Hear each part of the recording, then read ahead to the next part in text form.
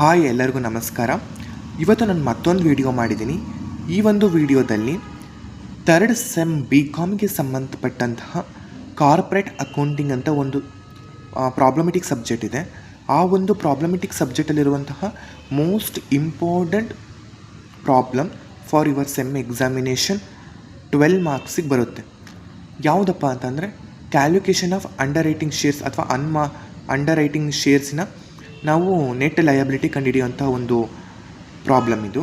ಈ ಒಂದು ಪ್ರಾಬ್ಲಮ್ಮು ಪ್ರತಿ ವರ್ಷವೂ 12 ಮಾರ್ಕ್ಸಿಗೆ ನಿಮ್ಮ ಕ್ವಶನ್ ಪೇಪರಲ್ಲಿ ಪಕ್ಕಾ ಬಂದೇ ಬರುತ್ತೆ.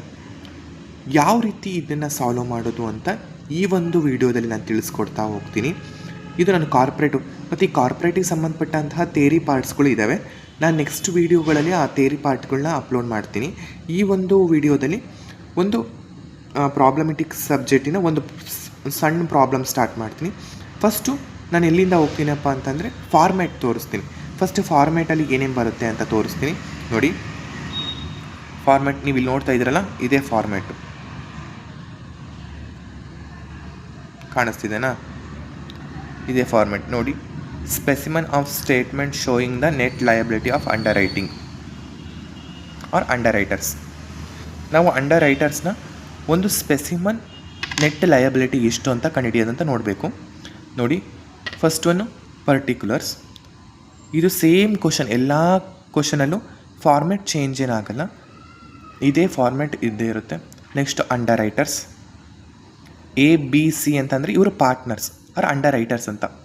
Means not A partners, under writers means under writers ಕೇವಲ 2 ಮೆಂಬರ್ಸ್ ಇರ್ಬೋದು, ಸಮ್ಟೈಮ್ಸ್ ಒಬ್ಬರೇ ಇರ್ಬೋದು, ಸಮ್ಟೈಮ್ಸ್ 3 to 4 ಮೆಂಬರ್ಸ್ ಇರ್ಬೋದು. ಇದು 12 ಮಾರ್ಕ್ಸ್ ಪ್ರಾಬ್ಲಮ್ ಆಗಿರೋದ್ರಿಂದ ಯಾವುದೇ ಒಂದು ಯಾವುದೇ ಒಂದು ಕ್ವಶನ್ ಪೇಪರ್ ಸೆಟ್ ಮಾಡೋರು ಜಾಸ್ತಿ 4 to 5 ಮೆಂಬರ್ಸ್ ಇರೋರನ್ನೇ ಪಾರ್ಟ್ನರ್ಸ್ ಅಥವಾ ಅಂಡರ್ ರೈಟರ್ಸ್ನೇ ನಿಮ್ಮ ಕ್ವಶನಲ್ಲಿ ಕೊಟ್ಟಿರ್ತಾರೆ. ಇವರು ಪಾರ್ಟ್ನರ್ಸ್, ಇವರು AB ಅನ್ನೋರು XYZ ಇರ್ಬೋದು, ಮೀನ್ಸ್ ಅಲ್ಲಿ ನೇಮ್ ಕೂಡ ಮೆನ್ಷನ್ ಮಾಡಿರ್ಬೋದು, ಆ ಥರ. ಇಷ್ಟು total amount.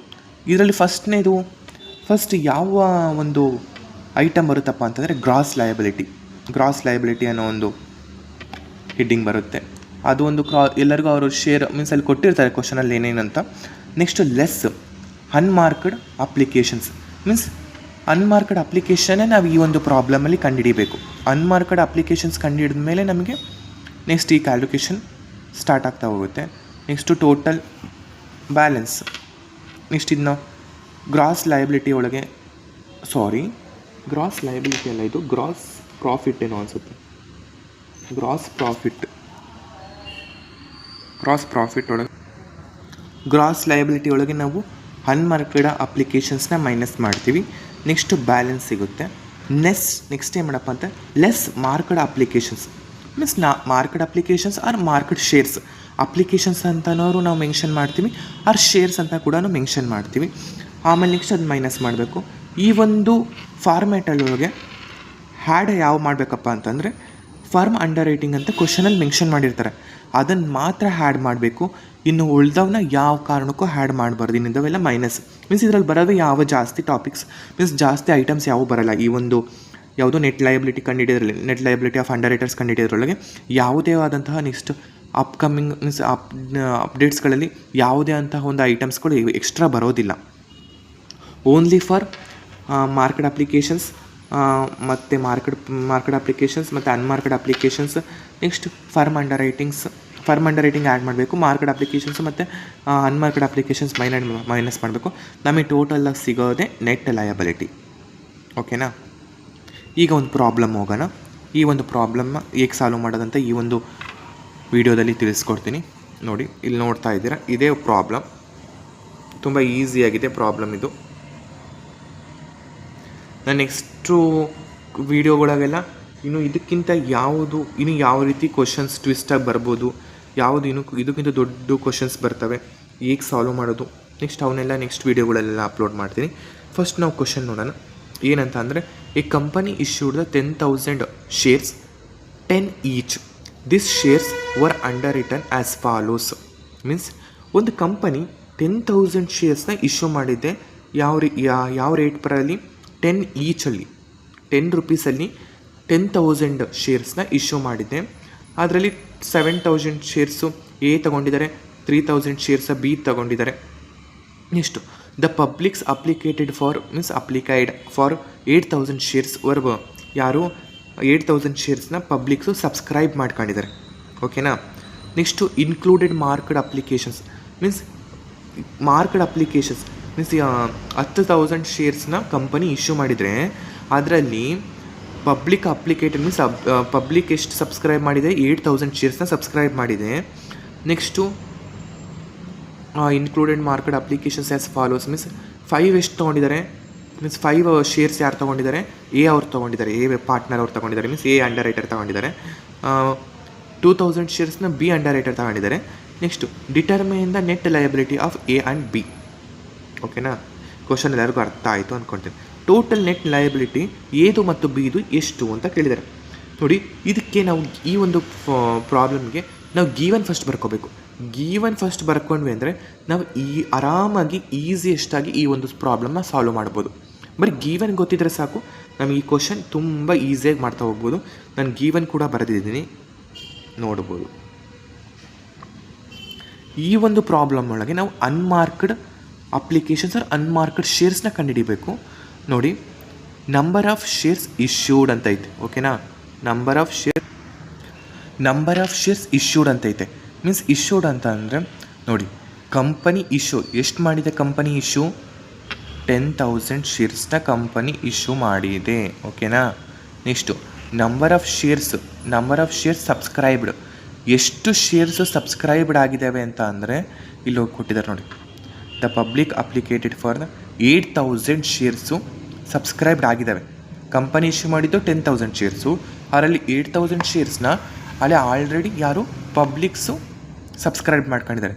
Next number of shares under returns means ಇವತ್ತು ಎ ಮತ್ತು ಬಿ ಅನ್ನೋರು ಇದ್ರಲ್ಲ ಅಂಡರ್ ರೈಟರ್ಸು ಅವರು ನಮಗೆ ಮುಂಚೆನೇ ಹೇಳಿದ್ರಂತೆ ಇಷ್ಟು ನಾವು 7,000 ಶೇರ್ಸ್ ತೊಗೊಳ್ತೀವಿ ಮತ್ತು 3,000 ಶೇರ್ಸನ್ನು ನಾನು ತೊಗೊಳ್ತೀನಿ ಅಂತ. ಓಕೆನಾ.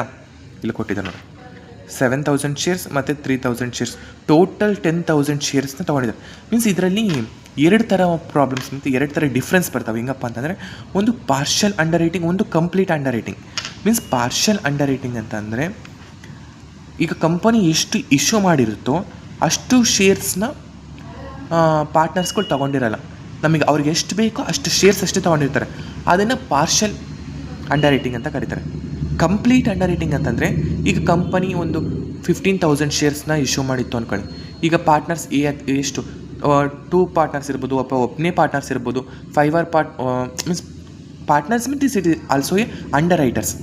ಈಗ ಒಬ್ಬ ಅಂಡರ್ ರೈಟರ್ಸ್ ಇರ್ತಾರೆ, ಅವ್ರು ಒಬ್ಬರೇ ಅಷ್ಟು 50,000 ಶೇರ್ಸ್ನ ಅವರೊಬ್ಬರೇ ಪರ್ಚೇಸ್ ಮಾಡ್ಬೋದು, ಇಲ್ಲಾಂದರೆ 2 or more person share purchase ಮಾಡ್ಬೋದು. ಆ ಥರ ಫುಲ್ ಕಂಪ್ಲೀಟಾಗಿ ನಮಗೆ ಪರ್ಚೇಸ್ ಆಗಿದ್ದರೆ ಅದನ್ನ ನಾವು ಕಂಪ್ಲೀಟ್ ಅಂಡರ್ ರೈಟಿಂಗ್ ಅಂತ ಕರಿತೀವಿ. ಪಾರ್ಷಿಯಲ್ ಅಂಡರ್ ರೈಟಿಂಗ್ ಅಂತಂದರೆ ಮೀನ್ಸ್ ಈಗ 15,000 ಶೇರ್ಸು 15,000 ಶೇರ್ಸು ಕಂಪನಿ ಇಶ್ಯೂ ಮಾಡಿದೆ, 10,000 ಶೇರ್ಸ್ನ ಒಬ್ಬ ಅಂಡರ್ ರೈಟರ್ ತೊಗೊಂಡಿದ್ದಾರೆ, ಇನ್ನು 5,000 ಶೇರ್ಸು ಉಳಿದಿದೆ ಅಂತ ಅಂದರೆ ಅದನ್ನ ಪಾರ್ಷಿಯಲ್ ಅಂಡರ್ ರೈಟಿಂಗ್ ಅಂತ ಕರಿತೀವಿ. ಓಕೆನಾ. Next number of shares marked, ಎಷ್ಟು ಶೇರ್ಸ್ನ ಮಾರ್ಕೆಟ್ ಮಾಡಿದ್ದಾರೆ. ಅವ್ರು ಹೇಳಿದ್ದು ನಾವು 7,000 ಶೇರ್ಸ್ ತೊಗೊತೀವಿ, 3,000 ಶೇರ್ಸ್ ತೊಗೊತೀವಿ ಅಂತ. ಆದರೆ ಅವ್ರಿಗೇನೋ ಚೇಂಜ್ ಆಗಿ ಅವ್ರ ಮೈಂಡ್ಸೆಟ್ಟಲ್ಲಿ ಏನು ಬೇಕಾದ್ರೂ ಚೇಂಜ್, ಯಾಕಂತಂದರೆ when a customer you can change. Customer ಅಂತಲೂ ಅಲ್ಲಿಲ್ಲದ್ರು ಒಬ್ಬ ವ್ಯಕ್ತಿಗೆ ಯಾವ ರೀತಿ ಬೇಕಾದ್ರೂ ಮೈಂಡ್ ಚೇಂಜ್ ಆಗ್ಬೋದು. ಇವತ್ತು ನನಗೆ ಈ ಥರ ಇಷ್ಟು ಶೇರ್ ತೊಗೊತೀನಿ ಅಂತ ಅಂದಿದ್ದೆ, ನೆಕ್ಸ್ಟ್ ಟೈಮ್ ಯಾಕೋ ನನಗೆ ಬೇಡ, ನಾನಿನ್ನು ಇಷ್ಟೊಂದು ಶೇರ್ ಬೇಡ ಅಂತ ಅನ್ನಿಸ್ತು. ಆ ಥರ ಆಗಿ ಅವ್ನ ಮೈಂಡ್ ಸೆಟ್ಟಲ್ಲಿ ಚೇಂಜ್ ಆಗಿ ನೋಡಿ 7,000 ಶೇರ್ ತೊಗೊಳ್ತೀನಿ, ನಾನು 5,000 ಶೇರ್ ತೊಗೊಂಡಿದ್ದಾನೆ, 2,000 ನೆಕ್ಸ್ಟ್ 3,000 ಶೇರ್ ತೊಗೊಳ್ತೀನಿ, ನಾನು 2,000 ಶೇರ್ ತೊಗೊಂಡಿದ್ದಾರೆ. ಮೀನ್ಸ್ ಅವ್ರು ಮಾರ್ಕೆಟ್ ಮಾಡ್ಕೊಂಡಿದ್ದಾರೆ ನನಗೆ ಶೇರ್ಸ್ ಬೇಕು ಅಂತ. ನೆಕ್ಸ್ಟು ಈಗ ನಾವು ಕ್ಯಾಲ್ಕುಲೇಷನ್ ಆಫ್ ಅನ್ಮಾರ್ಕೆಡ್ ಶೇರ್ಸ್ ಕಂಡುಹಿಡಿಬೇಕು. ಕ್ಯಾಲ್ಕುಲೇಷನ್ಸ್ ಆಫ್ ಅನ್ಮಾರ್ಕೆಡ್ ಶೇರ್ಸ್ ಅಂತಂದರೆ ಇದಕ್ಕೆ ನೋಡಿ, marked shares minus means subscribed share minus marked shares. Subscribed shares ಎಷ್ಟಿದ್ದಾವೆ 8,000 ಮೈನಸ್ ಮಾರ್ಕೆಡ್ ಶೇರ್ಸ್ ಎಷ್ಟಿದ್ದಾವೆ. ಮಾರ್ಕೆಟ್ ಅಪ್ಲಿಕೇಶನ್ಸ್ ಅಂತಂದರೆ ಇಲ್ಲಿ ನೋಡಿ ಕ್ವಶನ್ ಒಳಗೈತೆ 5,000 2,000 ಎರಡು ಆ್ಯಡ್ ಮಾಡಿದಾಗ 7,000 ಬರುತ್ತೆ.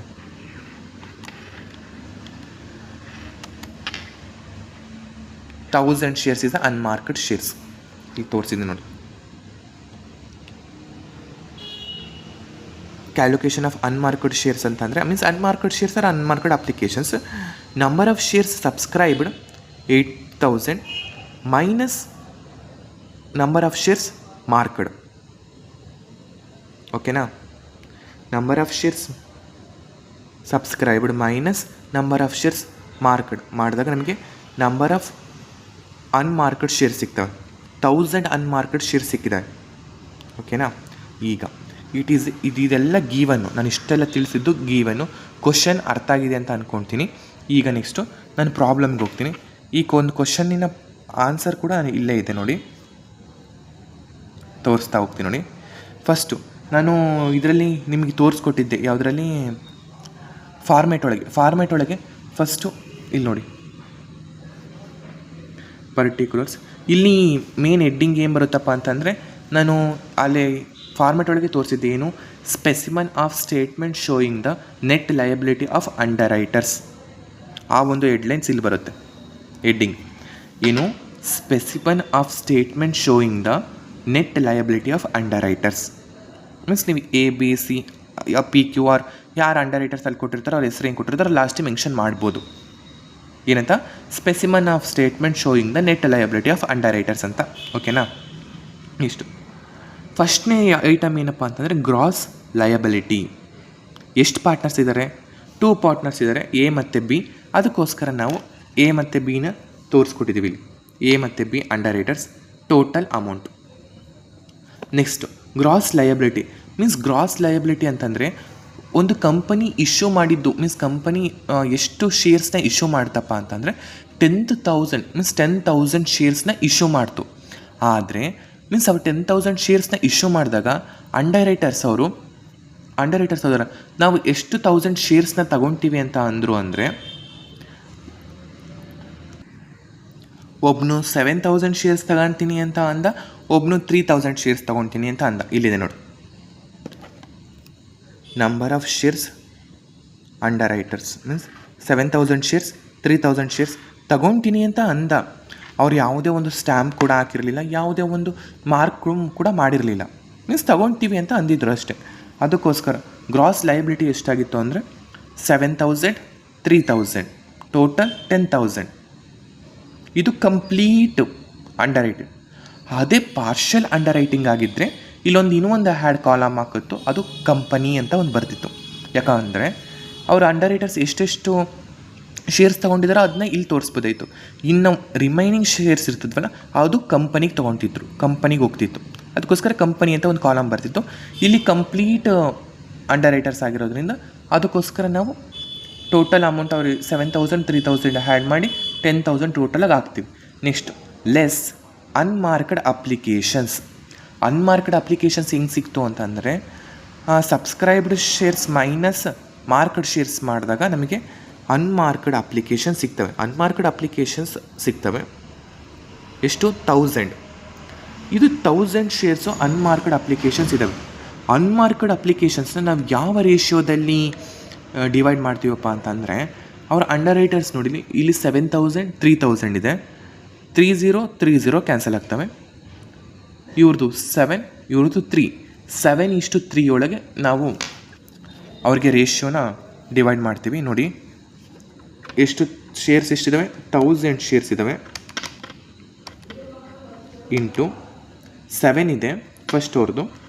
7 ಡಿವೈಡೆಡ್ ಬೈ 10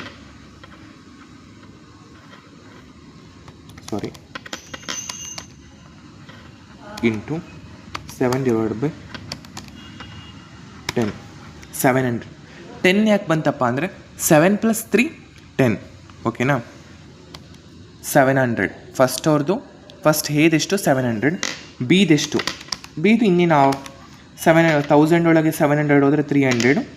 ಒಂದ್ಸಲಿ ಮಾಡ್ತೀನಿ. 300 ಹಾಕಿದ್ರಾ? ಟೋಟಲ್ ಎಷ್ಟು ಬಂತು? 1000. 700 300 ಟೋಟಲ್ 1000. ಇಲ್ಲಿಗೆ ಅನ್ಮಾರ್ಕ್ಡ್ ಅಪ್ಲಿಕೇಶನ್ಸ್ ಮುಗೀತು. 7,000ಅಲ್ಲಿ 700 ಮಾಡಿದರೆ 700ನ ಮೈನಸ್ ಮಾಡಿದರೆ 6,300. ನೆಕ್ಸ್ಟು 3,000ಅಲ್ಲಿ 300 ಮೈನಸ್ ಮಾಡಿದ್ರೆ 2,700. 10,000 ಒಳಗೆ 1,000 ಮೈನಸ್ ಮಾಡಿದಾಗ 9000 ಮೀನ್ಸ್ ಹಿಂಗೆ ಆ್ಯಡ್ ಮಾಡಿದಾಗೂ ಸೇಮ್ ಬರಬೇಕು, ಹಿಂಗೆ ಕಳೆದಾಗೂ ಸೇಮ್ ಬರಬೇಕು. ಓಕೆನಾ. ನೆಕ್ಸ್ಟು ಲೆಸ್ ಮಾರ್ಕ್ಡ್ ಅಪ್ಲಿಕೇಶನ್ಸ್ ಮಾಡಬೇಕು. ಮಾರ್ಕ್ಡ್ ಅಪ್ಲಿಕೇಶನ್ಸ್ ಎಲ್ಲಿದ್ದಾವೆ ನೋಡಿ, ನಾವು ಗೀವನಲ್ಲೂ ತೋರಿಸಿದ್ವಿ, ಕ್ವಶನಲ್ಲೂ ಇದೆ. ಲೆಸ್ ಮಾರ್ಕ್ಡ್ ಅಪ್ಲಿಕೇಶನ್ಸ್ ಎಷ್ಟು 5000 ಮತ್ತು 2000. ಎದೆಷ್ಟು 5000, ಬಿದೆಷ್ಟು 2000, ಟೋಟಲ್ 7000. ಓಕೆನಾ. ಇಲ್ಲೇ ಹಂಗೆ ಬರ್ತೀನಿ. ಆ ಬ್ಯಾಲೆನ್ಸ್ ಈ ಬಂದಿರೋ ಅಮೌಂಟಿಗೆ ನಾವು ಬ್ಯಾಲೆನ್ಸ್ ಅಂತ ಬರಿತೀವಿ. ನೆಕ್ಸ್ಟು 5000, 2000, ಏದು 5000, ಬಿದು 2000, ಟೋಟಲ್ 7000. 5000ಅಲ್ಲಿ 6300 ಮೈನಸ್ ಮಾಡಿದಾಗ ಮೀನ್ಸ್ 5000ಅಲ್ಲಿ 6300 ಮೈನಸ್ ಮಾಡಬಾರ್ದು, 6300ಅಲ್ಲಿ 5000 ಮೈನಸ್ ಮಾಡಿದಾಗ 1300. ನೆಕ್ಸ್ಟ್ 2700 ಒಳಗೆ 2000 ಮಾಡಿದಾಗ 700, 9000 ಒಳಗೆ 7000 ಮೈನಸ್ ಮಾಡಿದಾಗ 2000 ಸಿಗ್ತದೆ. Next add the firm under writing. ನಾವು ಇದರಲ್ಲಿ ಫಾರ್ಮ್ಯಾಟ್ ಒಳಗೆ ನೋಡಿದ್ವಿ.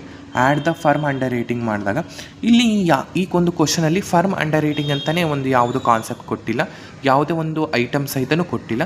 ಅದಕ್ಕೋಸ್ಕರ ನಾವು ಫರ್ಮ್ ಅಂಡರ್ ರೈಟಿಂಗ್ನ ನಿಲ್ ಅಂತ ತೋರಿಸ್ತೀವಿ. ಅಲ್ಲಿಗೆ ನೆಕ್ಸ್ಟ್ ಟೋಟಲಾಗಿ ನೆಟ್ ಲಯಬಿಲಿಟಿ ಅಂತ ಕಂಡುಹಿಡಿತೀವಿ. ನೆಟ್ ಲಯಬಿಲಿಟಿ ಎಷ್ಟು ಬಂತು, ಮೀನ್ಸ್ ಇದು ಏನು ಅಮೌಂಟ್ ಇದೆಯೋ ಅದೇ ಅಮೌಂಟ್ ಮಾಡ್ತೀವಿ. ಅದೇ ಫರ್ಮ್ ಅಂಡರ್ ರೈಟಿಂಗ್ ಕೊಟ್ಟಿದ್ರೆ ಇದನ್ನು ಹ್ಯಾಡ್ ಮಾಡಿ ಇಲ್ಲ ಅಮೌಂಟ್ ಕೊಡ್ತಿದ್ವಿ. 1300, 700, ನೆಕ್ಸ್ಟು 2000. ಓಕೆನಾ. ನೆಟ್ ಲಯಬಿಲಿಟಿ ಸಿಕ್ತು.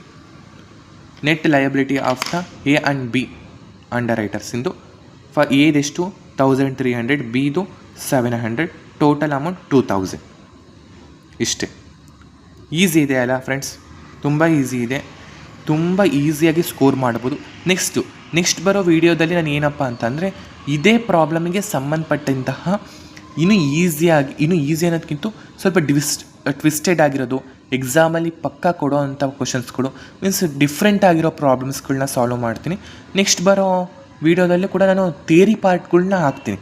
ಓಕೆನಾ. ಥಿಯರಿ ಪಾರ್ಟ್ನೂ ನಾನು ಸೇರಿಸ್ತಾ ಹೋಗ್ತೀನಿ. ನೆಕ್ಸ್ಟ್ ಬೇರೆ ಸಬ್ಜೆಕ್ಟು. ನೆಕ್ಸ್ಟು ಕಾಸ್ಟ್ ಅಕೌಂಟಿಂಗ್ನೂ ಪ್ರಾಬ್ಲಮೆಟಿಕ್ಸ್ ತಗೊತೀನಿ. ನೆಕ್ಸ್ಟು ಬಿಸ್ನೆಸ್ ಸ್ಟಾಟ್ಸ್ನ ಥಿಯರಿ ಪಾರ್ಟ್ಗಳನ್ನೆಲ್ಲ ಹಾಕಿದ್ದೀನಿ. ನೆಕ್ಸ್ಟು ಏನಪ್ಪ ಅಂತಂದರೆ ಪ್ರಾಬ್ಲಮ್ ಸಾಲ್ವ್ ಮಾಡ್ಕೊತ ಅದರಲ್ಲೂ ಪ್ರಾಬ್ಲಮ್ ಸಾಲ್ವ್ ಮಾಡ್ಕೊತ ವೀಡಿಯೋ ಅಪ್ಲೋಡ್ ಮಾಡ್ತೀನಿ. ಈ ವಿಡಿಯೋ ನಿಮಗೆ ಇಷ್ಟ ಆಗಿದ್ದರೆ ಒಂದು ಲೈಕ್ ಮಾಡಿ, ಶೇರ್ ಮಾಡಿ. ಮೀನ್ಸ್ ನಿಮ್ಮ ಫ್ರೆಂಡ್ ಸರ್ಕಲ್ ಯಾರು ಈ BCom ಮತ್ತು ಕಾಮರ್ಸ್ ಸಂಬಂಧಪಟ್ಟಂತಹ ಸಬ್ಜೆಕ್ಟ್ಗಳನ್ನ ಓದ್ತಾ ಇದ್ದಾರೋ ಅವ್ರಿಗೆಲ್ಲರಿಗೂ ಶೇರ್ ಮಾಡಿ. ಇದು ಯೂಸ್ಫುಲ್ ಆಗುತ್ತೆ ಅಂತ ನಾನು ಅಂದ್ಕೊಳ್ತೀನಿ. ಇನ್ನು ಯಾವ ವಿಚಾರದ ಬಗ್ಗೆ ಇನ್ನೂ ಯಾವ್ದು ಕ್ವಶನ್ ಅರ್ಥ ಆಗಿಲ್ವೋ ಅದನ್ನು ಕಮೆಂಟ್ ಬಾಕ್ಸಲ್ಲಿ ಹಾಕಿ. ನಾನು ನೆಕ್ಸ್ಟ್ ಬರೋ ವೀಡಿಯೋಗಳಲ್ಲಿ ಆ ಒಂದು ವೀಡಿಯೋದಲ್ಲಿ ನಾನು ಇನ್ನೂ ತುಂಬ ಚೆನ್ನಾಗಿ ಹೇಳ್ಕೊಡೋಕ್ಕೆ ಟ್ರೈ ಮಾಡ್ತೀನಿ. ಪ್ಲೀಸ್ ಲೈಕ್ ಮಾಡಿ, ಶೇರ್ ಮಾಡಿ, ಸಬ್ಸ್ಕ್ರೈಬ್ ಮಾಡಿ. ನನ್ನ ಮುಂದಿನ ವೀಡಿಯೋಗಳಿಗೆ ನೀವು ನೋಡಿ ಅಂತ ಹೇಳೋಕ್ಕೆ ಇಷ್ಟಪಡ್ತೀನಿ. Thank you all of you.